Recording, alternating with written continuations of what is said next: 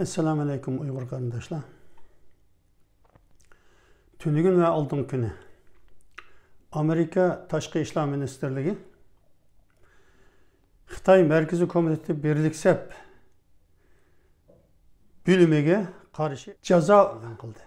Mühim sebep süpüde de Amerika'da elip bağan iqtisadi, teknolojiya, harbi ve ictimai cazlıqdan başqa Amerika'da mühim şəxs və quruluşların setib alğanlığı, onundan başqa en mühim boğan sebeplerden biri Uygurlarını bastırış, Tibetliklerini bastırış cihette Birliksep'nin rolunun bir vasıta cinayi kılmışı boğallığını açıkladı. Yani Birliksep degende biz Uygurlara karşı bu Tungjambu degen cinayi organının kılmışları intayin kabi. Tungjambu Xinjiang Şetiao Gungzo Shaozu degen bir hizmet grupusunu, yani Xinjiang hizmetiga maslashish hizmet grupusu deb atalgan bir hizmet grupusunu 2000 yılı kurgan. Bu gruppanın endi to'liq ismi Jungyang Xinjiang Gungzo Şetiao Shaozu. Bunun 2007 yıldan başlap bu grubunun grup başlığı Zhu Yinkang bo'lgan. Zhu Yinkang tutulgandan keyin Yu Jingxin, yani siyasi kengashningki başlığı ve Xitay Kompartiyasi Merkezi Komitetininki Changvi a'zosi bo'lgan Yu Jingxin bo'lgan. Hozirgi bu grupunun başlığı Wang Yang.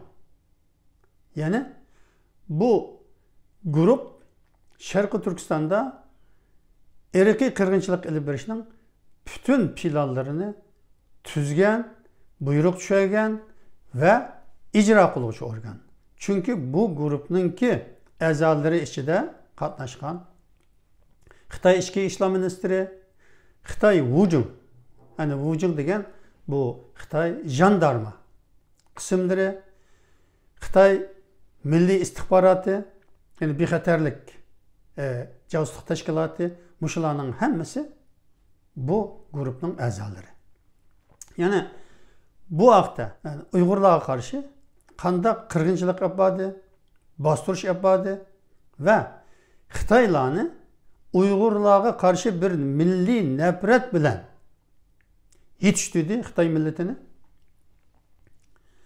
Bu haqda tefsili bir ma'lumot berishdan burun şu anda turmudu bo'lgan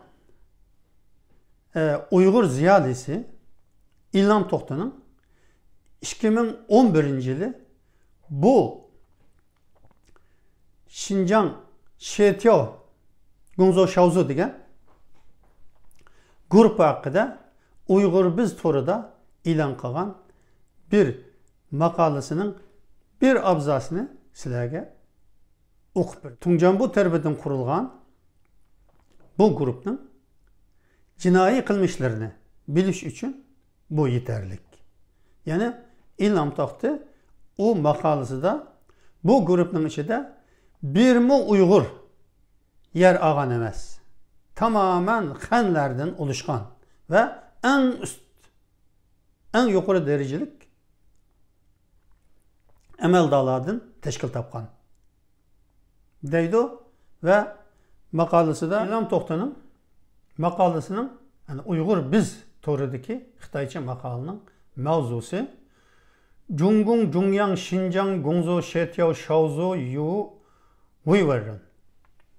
Yani Jungung Jungyang Xitay Komünistik Partisi Xinjiang hizmetini maslaştırış grupusu ve Uygurlar degan mavzuda e'lon qilgan. Bu 2011 yılı 4 ayının 20 günü ilan kılıngan bu makalası da şundak yazıda. Yani onunki Uygurca tercümesine okup berey sizlerge.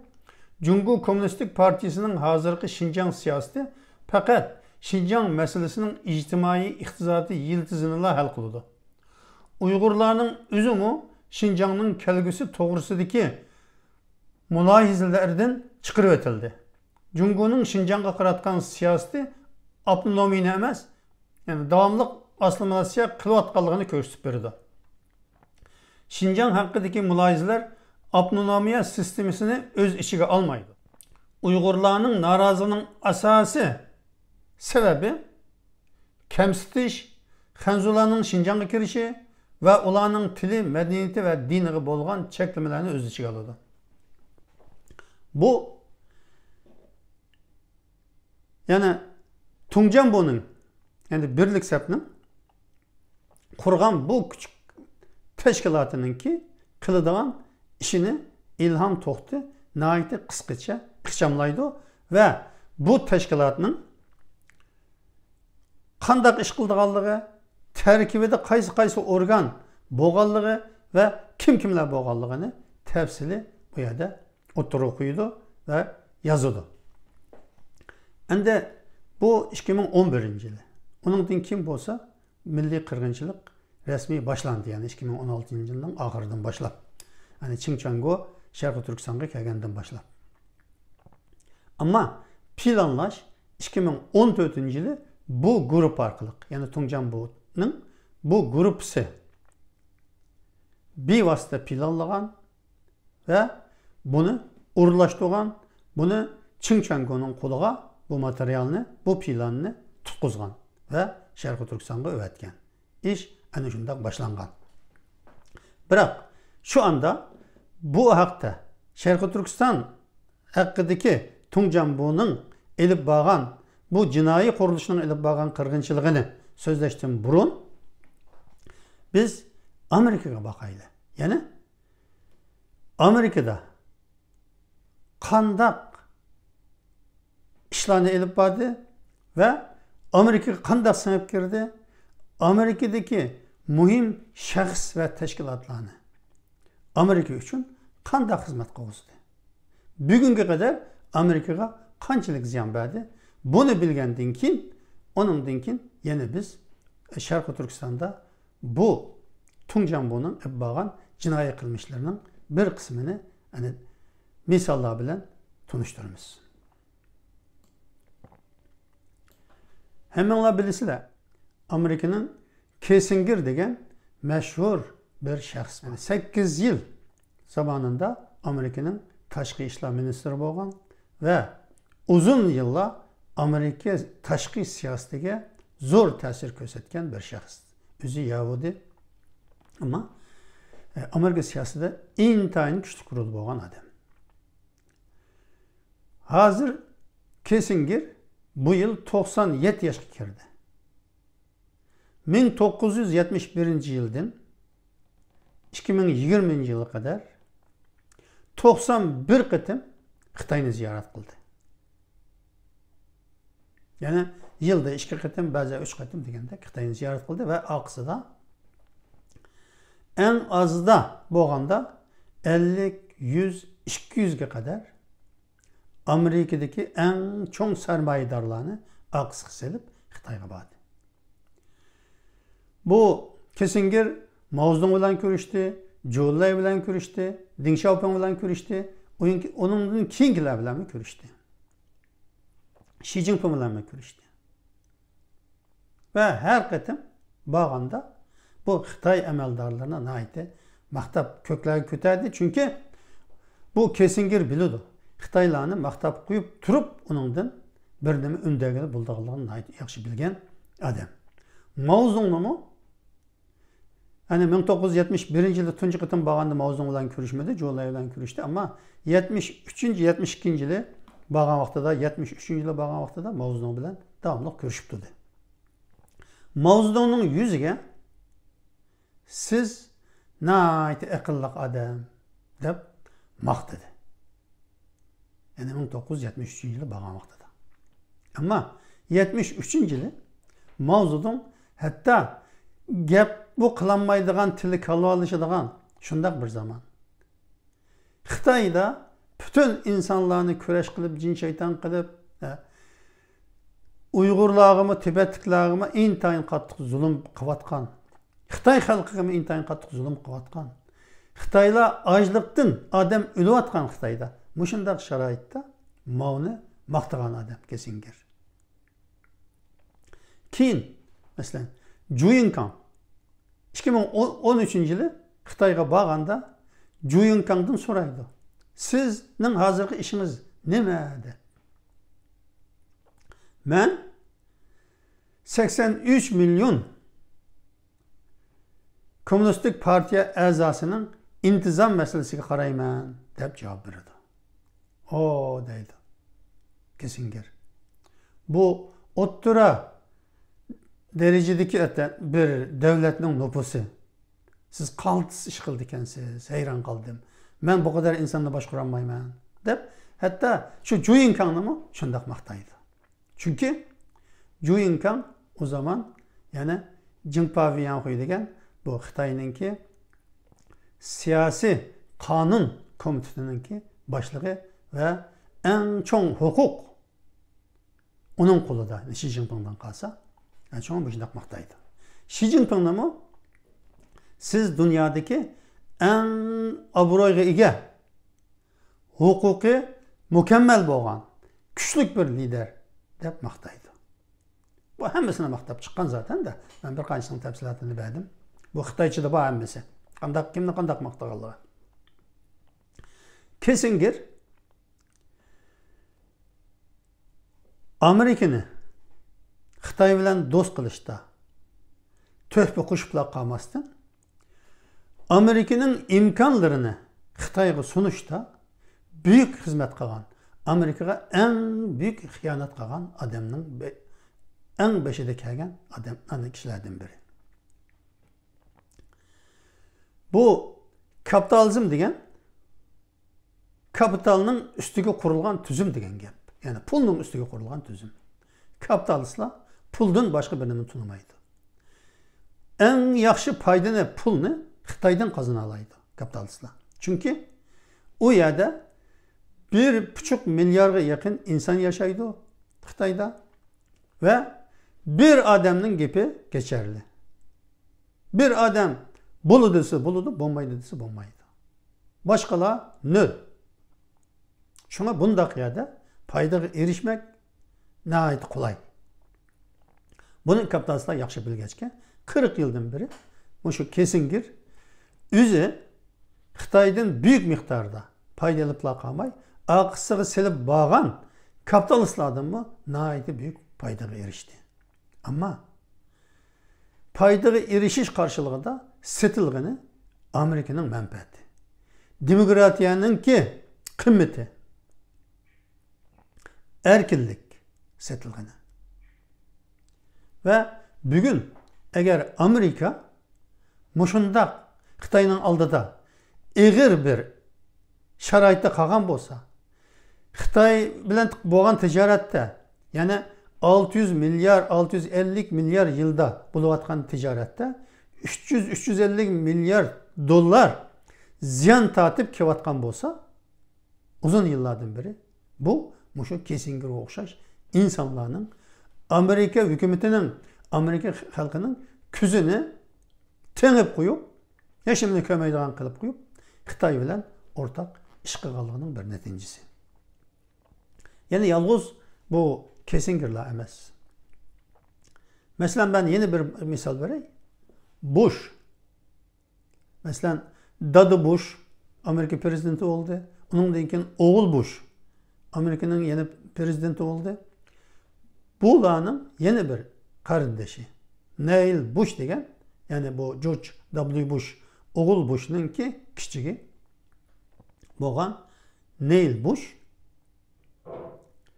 Bu hech qanday siyosatga aralashgan adam emas, ama Xitoylar buni bir amallar bilan 2000 yillardan beri Xitoyga oladi, Xitoyni kezdirdi ve tuzak kurdu. Bu Hong Kong'da, Tayland'ın Bangkok'da, ötellerde yetip atkanda aynı Xitay kızları kirip bunu tuzakka düşerdi. Bu Xitay bunu videolarga aldı. Onundan keyin 2002 yılı Jiang Zemin'in oğlu Jiang Mianxin Şanghay'da büyük bir çip Şimpiyandaydı Xitaycha yerim ötközgüç fabrikasını kurdu. Para, pul devletinin 1 milyar 600 milyon dolarlık bir fabrika kurdu. Bununla Neil Bush'ni ortak kıldı. Neil Bush'ni teklif kıldı, geldi Şanghay'a ve dedi ki siz bizge ortak bulun. 1 milyar 600 milyon dolarlık bir fabrikini kurvatımız. 2003 yılı resmi işe girdi. Siz bir tiyin mi pul koymaysınız, 2 milyon dolarlık hissini sizge birimen. Faqatla bizge məsləhətçi bulup verirsiniz. Hem şirketin ortağı bulursunuz, hem məsləhətçi bulursunuz. Her kıtım bu şirket başlıklar yığını içilganda bir kıtım katlaşıp verin. Her kıtım katlaşkanınızga aeroplan bileti, kiliş, başka məsrəflərinin hemmesini çıkımlarını biz götürürüz. Onundan başka sizge 10 bin dolar verimiz dedi. Bununla bu Neil Bush imza attı. 2003 yılı Amerika'da Texas'ta bir sot oldu. Sotda xotunu bilen ajırışıdığan bir sot. Onun ayağı bu Neil Bush'un o yerdeki kızlar bilen Xitay kızları bilen qalaymakam münasebette boğan videosunu yine bir yollar bilen Xitay'dan kolga düşergen. Belki Xitaylar bunu zor qiyin ahvalda qaldırış üçün onu xotunaga bergen buluşun mümkün. Bunu bu mahkemede sunudu. Ve bunun ajırışkanda Amerika'da yalgızla ajırış emez, bu ihtizatla mı bilişidigan bir kanun boğaçka bu Neil Bush'un ihtizatının hemmesinin tizimini ekildi. Ayalı.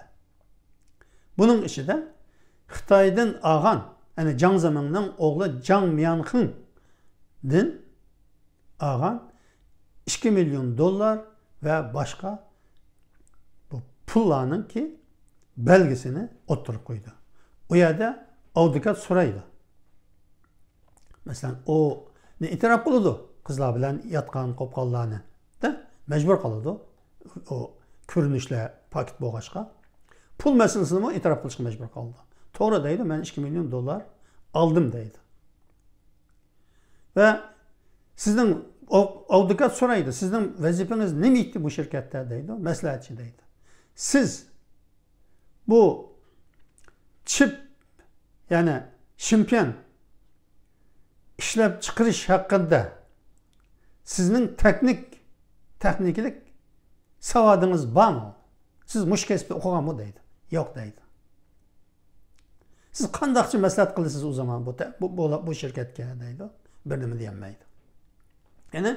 O vaxtdan başlap Xitaydan pul algan ve Xitayga hizmet qilgan.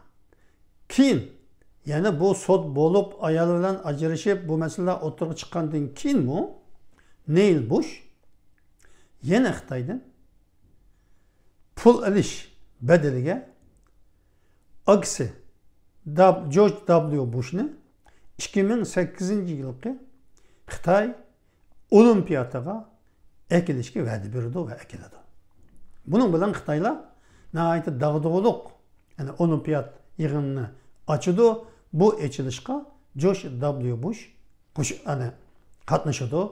Şunun bilan Xitaylar dünyada biz mushundaq katta davlat, eng cho'ng dunyoninki kuchli davlati bo'lgan Amerika Birleşik Devletleri'nin prezidentimi bizdinki açılışımızga qatnaşıp linti kesdi deb nəhayət köp propaganda təşviq qilgan. Neil Bush Onundan keyin yana davamlıq Xitayning təşviqatını qiladi. Hatta 2018 yılı Xitay Amerika Dostluq Cemiyeti degan bir cemiyet kurdu Amerika'da. Çünkü Amerika demokratik bir devlet. Kim cemiyet kursa, vakıf kursa onunla hiç kim birine demeydi. Xitay pulu bilen muşundaq bir cemiyet, muşundaq bir vakıf kurup yana Xitayni Amerika'da təşviq qildi. 2018 yılı yani 2018 yılının ahırlarda bu Şinjan'a geldi, Şanghay'a geldi, yana Şangang'a geldi. Hong Kong'da namayişler evcevatkan vaxtlardı mı? O yani Hong Kong televizyonda sözlep bu Hong Kong halkıda bu kadar erkinlik var. Neymiş ki bunda bula yani namayış kılıp toxtamaydı o. Ben çıktım koçulağa. Hemimiz yaxşı pulum naidicik maaşımız, yaxşı paravan, yaxşı yaşavatımız, erkinliğimiz bağdaydı. Ama bu adamlar bu şunda namayış kıvatıdı. Bunun akısı da kim var deydi.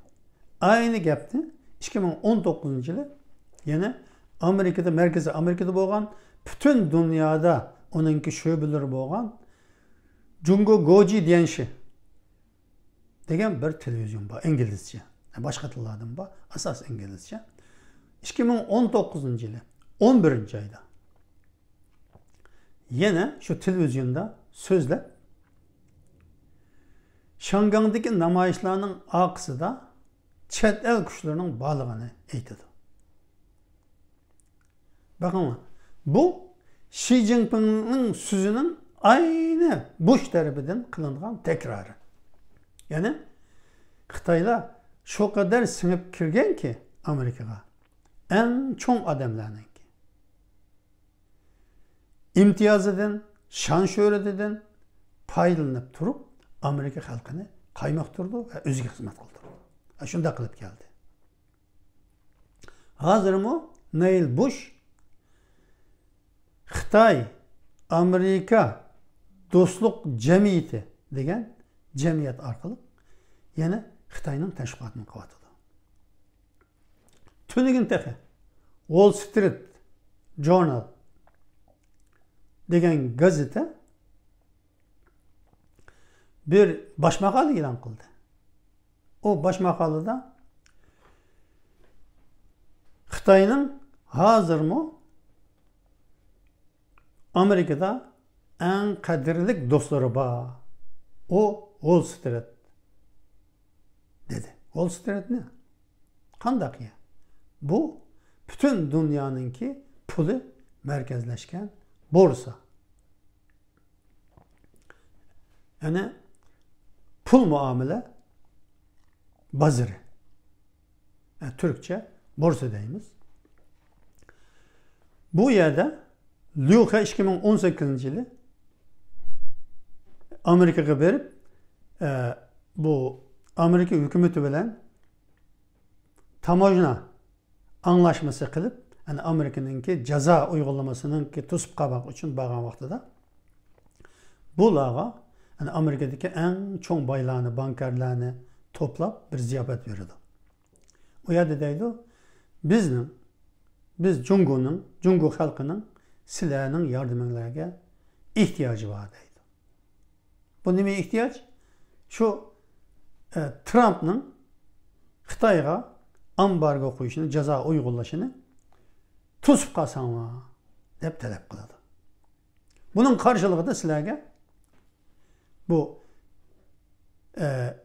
Xitay'da banka içka, pul muamele bazarını iç vədisini vermeyiz. Silah o yerden yaxşı paylarını alısılar deydi. Liu He'nin bu degeni bir yalğançılık aslında. 40 yıl Xitay'ını Amerika'ya açtık degen bu Xitay əməldarları hiçbir zaman pul muamele bazarını taşqı dünyaya açmadı. Açkan emez.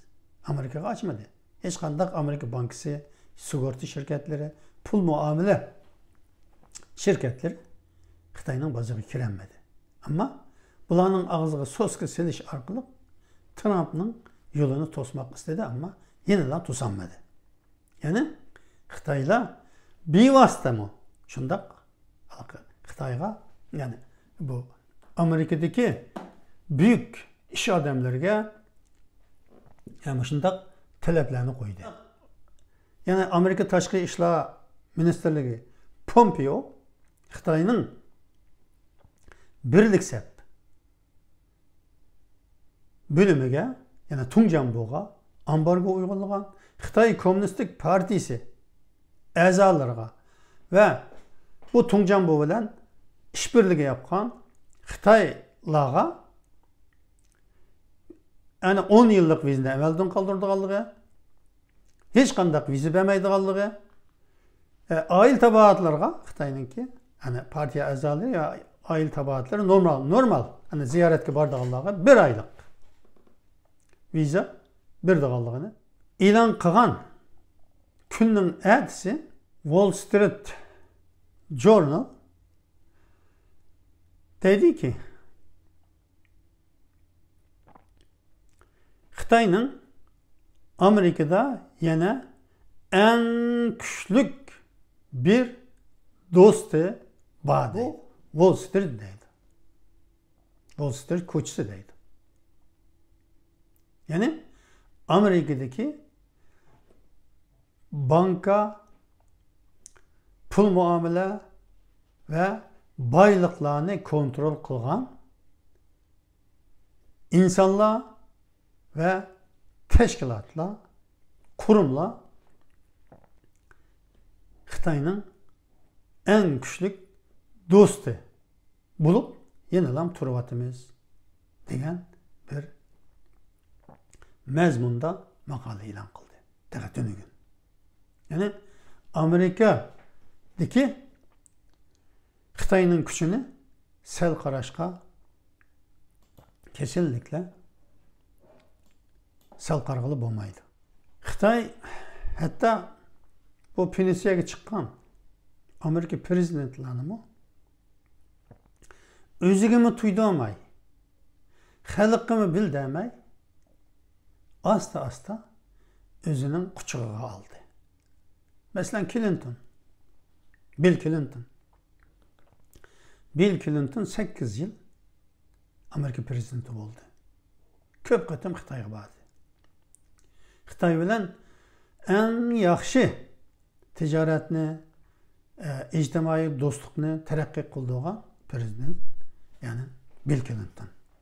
Bill Clinton Çinhua'da şu da birkaç qatim her bağında nutukma sözledi. Yani Xitoyninki taraqqiy qilib kuchli bo'lib, iqtisodiyotning kuchlanganda dunyoga bo'ladigan katkısı ve demokratiyaga bo'ladigan katkısı haqida so'zladi.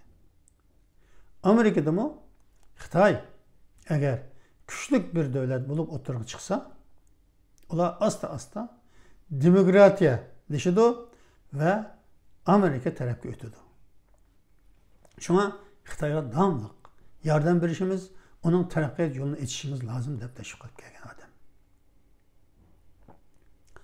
Clinton taxtdan tushgandan keyin Clintonning kitobini, chunki Amerikada her prezident hani huquqidan ayrilgandan keyin bir kitap yozish odat bor. Clinton da bir kitap yozgan. Uning kitobini Xitoy qancha qatim nashr qildi Xitoychisini. Ve bunu ta ki yazılar kadar kütüphanlarda, mekteplerinin kütüphanlarında, bütün kütüphanlarda mecburi erişini tavşurda aldı. Kaytı bastı. Satılmayı kağallarını bile, ambada kağallarını bile satıldı kıldı. Kaç 100 milyon dolarını Clinton'un hesabı öğretti. Satılgan kitabımızdan pulu. Yani kanuni cihetten hiç kadar cinayet teşkil etmeydi o. Yani normal özününki kitabının kalem hakkı. Ama bu pulunu bir iş arkalık. Çünkü Amerika'da mı bu kadar pulga kitabını satamayan, dünyanın başka yerinde mi bu kadar pul toplayamayan kitap satıp Clinton Xitoydan bundak cık kalem hakkını algan dekin elbette Xitoyga nispeten yine hizmet qilish istigi bo'ladi. Şuna Clinton ömrünün ahirigacha yani Xitoy bilan yaxshi o'tish uchun Xitoy bilan Amerikaning do'stligini kuchaytirish uchun Xitoyga qarshi Amerikani o'yg'atganlarningki gaplarini yolg'onga chiqarish uchun büyük hareketlarni elib bordi. Obama mı shundoq? Obamaning kitoblarini shundoq setib, satmaganlarni qayta nashr qilganlarni pulini qalama qilib Obamaga o'tdi. Ya'ni Xitoylar mushundoq yo'llar bilan bu Amerika'nın en mühim insanlarını boynuna pul bilen bağlap geldi. Bu Biden'ın oğlu mu? Xitoydan köp pul alganlığı nayet köp oturga çıktı. Bunu zaten ben demesem bu yakınki medyanınki haberleri boğaçka bizim Uygurlarımı bunun tuluk haberi var deb bilemen. Bundaq ahval, yani Xitoylar o'quvchilardan, shirkatlardan, Amerikadagi Xitoy shirkatlari, Amerikadagi Xitoy o'quvchilari, Amerikadagi masalan Kunzi sho'yanlari, masalan Amerikada 200 ga yaqin Kunzi sho'yani bor. Onundan bir 30-40'ını zaten birkaç yıl oldida o Amerika Üniversitesi'nin özü bu bir casusluk organı ekan deb taqagan. Şu anda Amerika hükümeti o'tgan 2 ay oldida bütün Kunzi sho'yanlarini taqashni buyruq tushirgani uchun yil oxiriga qadar, balki hozirga qadar taqadi. Amerikaninki shu Amerikada bo'lgan Xitoy haber ajansları, gazeteciler, hemmesi casusluk organları. Bunlar yani Amerika köçüp çıkan bayla, köçüp çıkan ziyali deganlarning ki bir kısmı Xitoy için o yerdeki mühim insanlarını Xitoyning puluga bağlap durup Xitoy Amerika istihbaratını toplap Kyoto'da yıllardan beri. Bulup mu teknolojiya sayesinde işleyenlerinin ki ne setevelişte naiti cık ziyan koşturattı Amerika'nı. Bu hemmesi şu Tungcan bu. Yani birlik sepnin bir vasıta kontrol kılan cinayeti. Bu yalnız Amerika'da demez. Bütün dünyadaki devletlerinin hemmesine bak. Yani bunun misalları naiti köp. Her devlet, bazı devletlerinin devlet başlıklarını, bazı devletlerinin en mühim noktasını turvatkan, devletinin can tumurunu kontrol kılavatkan şahslarını setiviliş arkalık o devletini Xitoyga beqindi qilgan ishlarni aytib ko'p. Bulup mu Müslüman devletlerinde ve aciz, kambag'al, kanuni mükemmel bo'lmagan devletlerde, diktatör devletlerde Xitoyning setivilish muvaffaqiyati nihoyat üstün. Bu en ahirde kilip Amerika ve Avrupa'daki demokratik devletlerinin tüzümünü ağdırıp taşlaşını maksat kıldı. Bu cinayetlerin hemmisini kılan şu Tungcan bu. Yani birlik sep. Endi birlik sepnin Şarkı Türkistan'a Uygurlarga keltirgen zini hakkında sözlegenimizde bu bir cinayi teşkilat. Xitoy Komünist Partisi'nin bir cinayi teşkilat. Yani bir vasıta cinayet kıldıgan. Tibetliklerini kırdıgan, Uygurlarını kırdıgan, Falun Gong'unu kırdıgan ve Xitoy'daki Hristiyan muritlerini kırdıgan, Hong Kong'daki erkinlik taraftarı olan, demokratiya taraftarı olan ammini olanın yol başçılarını kırdıgan. Tayvan'dan özüge adam seti olduğun şundak vazifeni bu birlik sep bir vasıta planlaydı ve bir vasıta icra kıldı, pulunu çıkardı, adam çıkardı, hem işini çıkardı. Uygurlarning ichidami, vatan ichi sirtida. Ya'ni Uygurlarni ishini qalaymiqonlashtirishdimi, yana Birlik sepning bevosita qo'li bor. Birlik sepninki mesela 2007-yildan boshlab Juyinkang. Juyinkang kim? Juyinkang bir qatil. Uygurlarning qatili. Yani 2007-yilgi 5 iyul Ürümçi qirg'inchiligidan 4 kun keyin, yani 7 ayning 9 kuni Juyinkang Sharqiy Turkistonga keldi. Yani Ürümçiga keldi. Ürümçide Xitoy yarlangan Xitoylarni ziyorat qildi, aldirab-saldirab. Uygurlarni bostirgan, Uygurlarning qanini ko'chada sudak eqitgan Xitoy armiyasini, hujum qismlarini, yani bu jandarma qismlarini, saqchi qismlarini tabrikladi, ziyorat qildi. Ularga mukofot verdi. Ve şu bir haftalık Sharqiy Turkiston ziyoratida Juyinkang Xotanga bordi.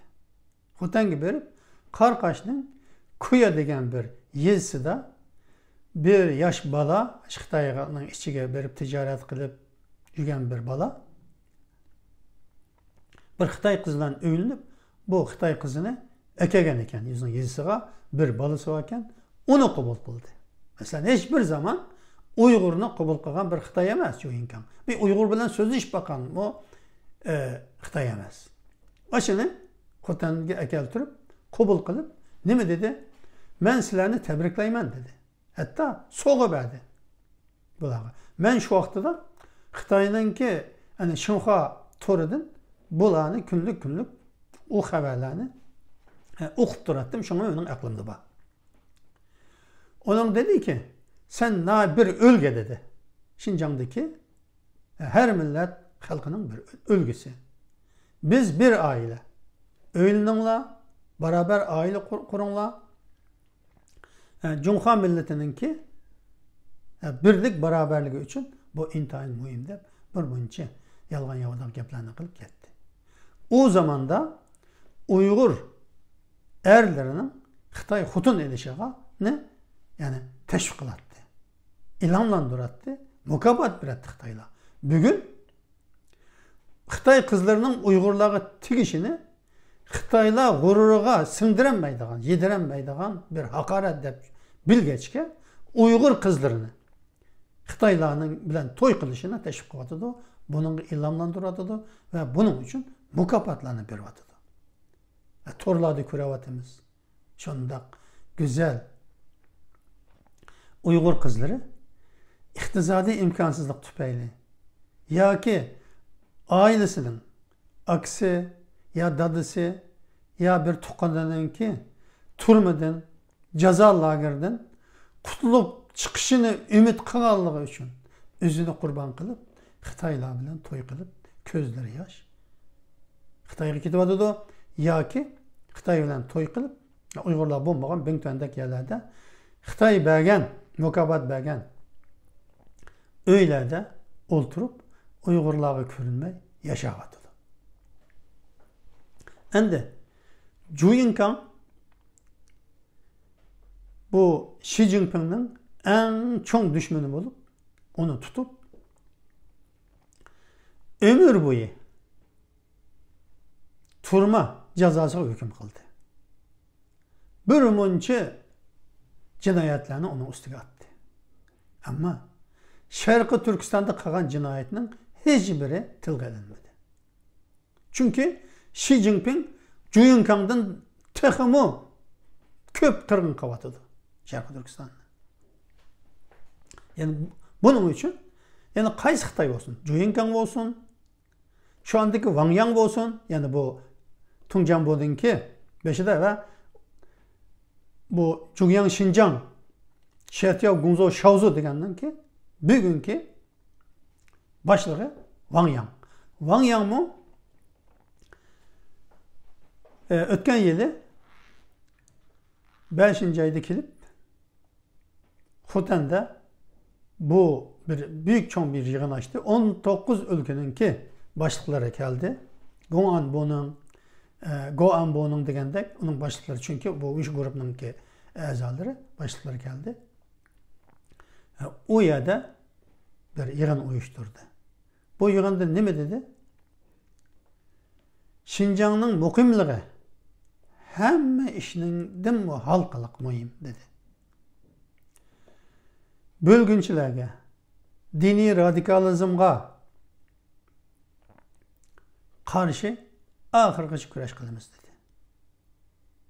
Şinjan'da kadir yetersizliği intayin eğir dedi. Şuna Şinjan'a acilen yani köp kadirninki işgal ülkelerden yardıma gidişi lazım dedi. Ve Şinjan dedi.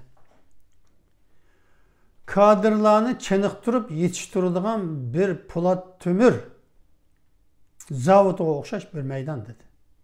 Yani bu yerde tavlanıp yetişken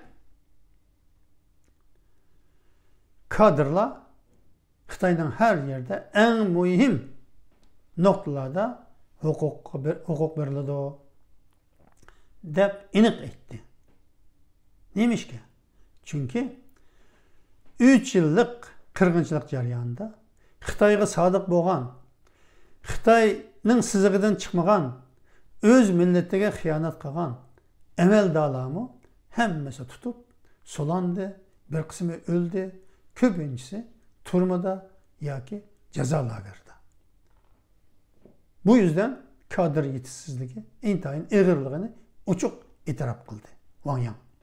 Yani Wang Yang Guangdong ülkesindeki partiya komitet sekreteri bolgan, Guangdong'ningki dunyoga echilishiga, Şinjan'ningki shunday taraqqiyotiga nayt ko'p hissa qo'shgan va o'zi bir qadar demokratiya tarafdori, erkinlik tarafdori bo'lgan amaldor deb Xitoylar maqtaydigan bir Xitoy amaldori. Bugun siyosiy kengashninki boshlig'i Xitoy Kommunistik Partiyasi Markaziy komitetining Changyi a'zosi va Zhongyang Xinjiang Shetiao Gongzhou Zhu degan guruhining boshlig'i bevosita o'zi tutadi. Ama milliy masalaga kelganda ne Zhu Yingkangdan, ne Mao Zedongdan, ne Xi Jinping'dan hech bir farqi yo'q. Yani Xitoylarninki Xitoy uchun bir qadar yumshoq qo'lli bo'lgan Xitoylarmi Uyg'urlarga qarshi o'xshash qattiq qo'l. Hammasi Uyg'ur masalasida o'xshash yani bir o'rtaqligiga Uyg'urlar tugusin bu tuproqda. Kırılıp tügüsün. Bunun bütün yollarını icat kılaylık. Bula tügüse onun dinkin bu toprak ebedi bizden buludu degen. Bu şundak fikirdi boğaçka bulanın oturusunda fark yok. Zhu Yingkang bir haftalık Şarkı Türkistan'da ziyareti boğan dinkin 2009 yılı. Yani 5. yıl vakasından keyin ketgandan keyin birkaç gün içinde 20 Uyg'urni Urumchida o'lim jazosiga hukm qilib etib tashladi. Aka bir ay ichida yani o'ltagan, o'limga hukm qilib o'ltagan G'oljida, Xotanda, Qashqarda etib tashlagan Uyg'urning soni 100 dan ortiq. Buni Zhu Yingkang o'rlashtirib ketgan. Keyin Yu Jingsheng degan mesela o siyasi kengashning o'z zamonidagi reisi bo'lgan, yana Xitoy Kommunistik Partiya Markaziy komitetininki doimiy hay'at a'zosi bo'lgan Yu Jingsheng Sharqiy Turkistonda olib beriladigan irqiy qirg'inchilikninki planini tuzishga rahbarlik qilgan, şu anda qurilgan 1300 jazo lageri. Yani bazıları küçük bir şehirde çok boğan ceza lagerlerinin kuruluşunu 2014 yılı kurgan, yani planlagan Ve bu planlarını Çinjango'nun koluğa tutquzgan, aldı bilen bu planlarını Xi Jinping'e tasdiqlatib, onundan keyin Çinjango'nun koluğa tutquzgan Yu Jingsheng degan bu Xitoy. Yani Xitoylarning hech biri Uyg'urlarga rehm shafqat ko'ksitib boqqan. Bu jinoyatni 2000-yildan beri, yani Uyg'urlarni ustida diniy, madaniyat, jismoniy, iqtisodiy jihatdan qirg'inchilik qilish planini tuzgan bu Tungjanbo ve Tungjanbo'ning ishidan chiqqan, ama Tungjanbo'dan darajasi kichik bo'lmagan, yani bevosita Markaziy Komitetninki chang'isidan biri. Bunun beshida turgan bu Xinjiang Gongzo Shetiao Shaozu degan bu grup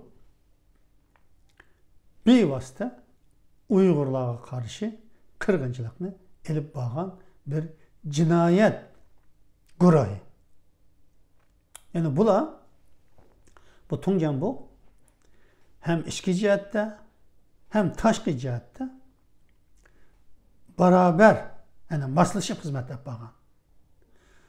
Chet eldagi Uyg'urlarning ichidan bu odam sotib olish, Uyg'urlar ichida kalla so'qashtirish, Uyg'urlarning tashkilotlarini bo'lish, parchalash, bir-biriga qarshi surkash jihatlarda bu. Bu Tungjanbo'ningki bevosita qo'li var. Her devlette setib olgan odamlari, media qurilishları, ijtimoiy tashkilotlar, ommaviy tashkilotları va bular orqali Uyg'urlarga davomli Uyg'urlarning obro'yini tushiradigan, Uyg'urlarning evini ochadigan, Uyg'urlarni kamsitadigan, Xitoyni yaxshi qilib ko'ksitadigan shunday tashkilotlar davom qilib kelyapti. Bugun yani bu Amerika Xitoy Komünistik Partiyasi Tungjanbo'ningki ne kadar vahimilik bir cinayet teşkilatı bo'lganligini o'ttirg'i qo'yish munosabati bilan men bu Uyg'urlarga ve Amerikaga qilgan ziyonkashligini qisqacha ba'zi misollar bilan o'ttirib qo'ymoq istedim. Buni Uyg'urlarninki bilishi, tushunishi intayin muhim. Yani bizga Xitoy ziyonkashlik qildi deymiz. Kimning qo'li bilan? Qaysi tashkilotning qo'li bilan? Qaysi organning qo'li bilan qildi? Buni bilmagimiz lazım. Bu Tungjanbo, Xinjiang Shetiao Gongzo Shaozu deganning ichida Milliy ishlar komiteti var, diniy ishlar komiteti var. Bu Tungjanbo'ning o'zi bor, birliksa hammasi bor. Bular yurt dışida ve yurt içida bir-biri bilan bilishib, xizmat taqsimoti qilib, beraber hep beryapti. Şuna uzun yıllardan beri Uyg'urlarning ovozining dunyoda chiqmasligi, chiqsimi hech kimning tinchimasligi mushu birlik sabtinki vatan ishchi ve sirtida, chet ellarda hep beryapgan kuchli lobi xizmatlarının, casusluk faaliyatlarininki, teşviqat faaliyatlarının küçlük bo'lganligidan Uyg'urlarninki her zaman ovozi chiqmay keldi. Yaqindan beri buni Amerika Uyg'urlarning ovozining chiqishiga imkon yaratib beryapti. Amerika ve Avrupa devletleri. Yana boshqa yerlarda hozirmi bu Tungjanbo'ningki teşviqati ve chet eldagi teşviqat qurollari chet elda setib olgan. Yani chet elliklarninki bu medyalar ishidan setib olgan medya şirketleri yoki shaxslarninki kuchi, og'zi, tili orqali hozirmi Uyg'urlarni kuchga tushiradigan, Uyg'urlarninki davosini yolg'onga chiqaradigan, Xitoyning milliy qirg'inchiligini yolg'onga chiqaradigan, Xitoyning Uyg'urlarga shafaat qilayotganligini nomus qilmay so'zlayotgan televizyonlar, gazetlar, yozuvchilar, hatta milletvekilleri, ministerlar var şu anda mı? Şuna bu cinayetini yürgüzüvatkan Xitoy Komünistik Partisi Tungjanbo'nu biz Amerika ile beraber davamlı paş qilmagimiz lazım. Ularning jinoyatlarini davamlı dunyoga bildirmagimiz, paş qilmagimiz lazım. Bu intayin muhim deb o'ylayman. Buguncha Allohga emanet.